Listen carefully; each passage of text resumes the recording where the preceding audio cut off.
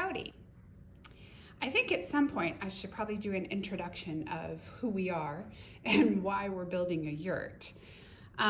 So maybe I'll start there is we live in a suburban neighborhood. We have raised our twin girls and they are off at college in two different universities in different states. And we have one kiddo left at home who is going to be a freshman in high school this coming year. And it's time to do something different.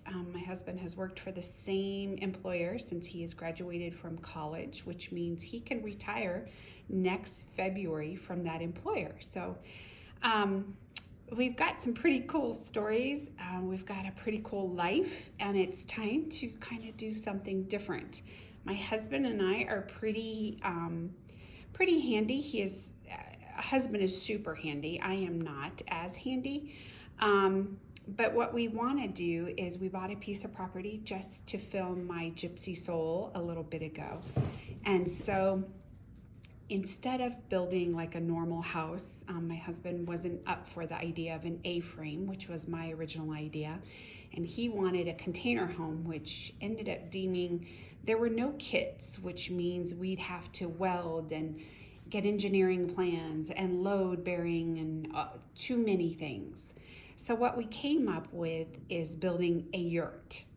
And this is a wood yurt. It is not a canvas movable yurt. So once this yurt is on the property, like things like this is like a cement foundation. So this will be sitting on a cement foundation.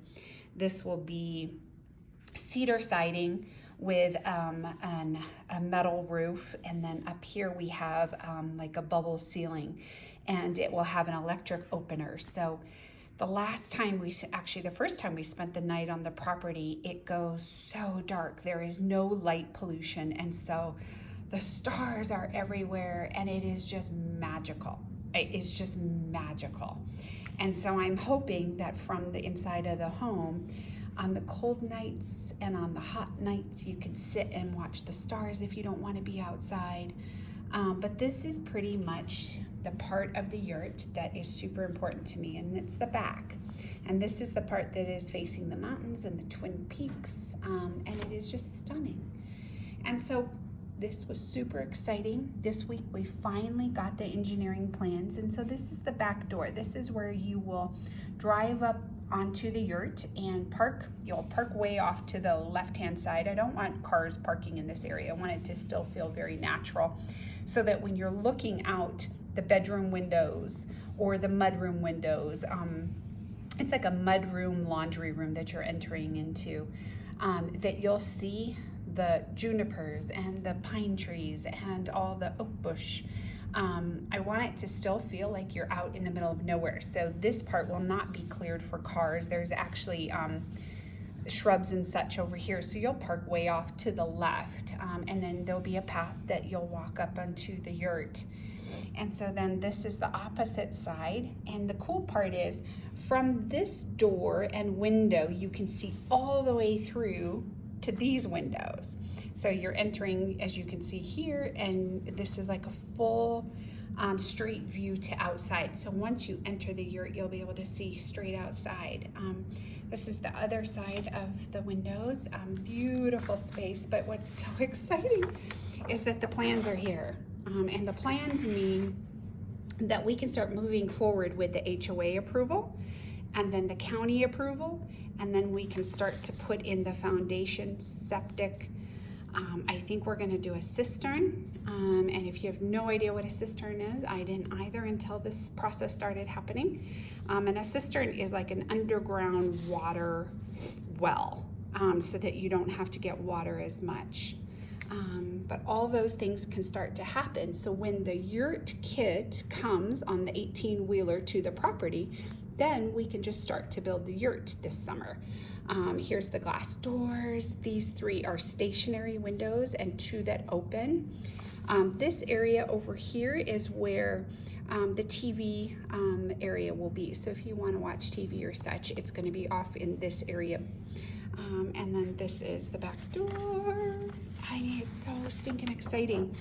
I guess it's exciting because it's a new adventure. You know, we've lived in a very suburban area for the last 20 years, which has served raising children in an incredible school system. So there are definitely benefits, but it's time to do something different. So this is the project for different. And I think we have decided to do the cistern system. So there will be no water tank up on the second floor after all. That's going to be buried in the ground off to the side of the house. And so then there's a pump that pumps the water into the home. This property does not have access to the water table, and we are not drilling for a well. So this is the option to it. So it will have solar. It will have, of course, bathrooms with septic, and then a septic system, and then a cistern, which will be where we fill it up with water, and then you use it, and then you refill it. Kind of an interesting whole concept. This is a spiral staircase in the center. Kitchen is on this side. And then there's a window over here, and then there's a huge island here, and there'll be seating around that.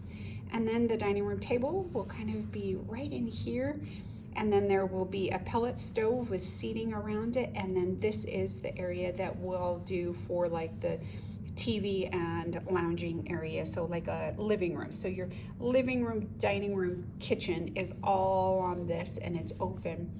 This side of the house has a ceiling, so it's got the loft on the top, and then it's got the bedrooms underneath and the mudroom.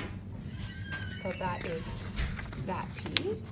And then I guess this is a fun piece if you want to see it. So here you can see the kitchen layout wall.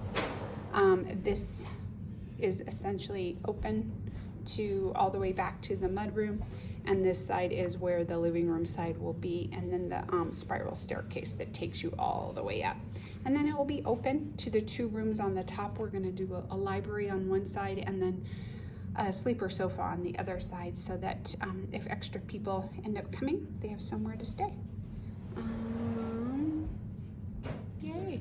This is a cut. That's it. Super exciting.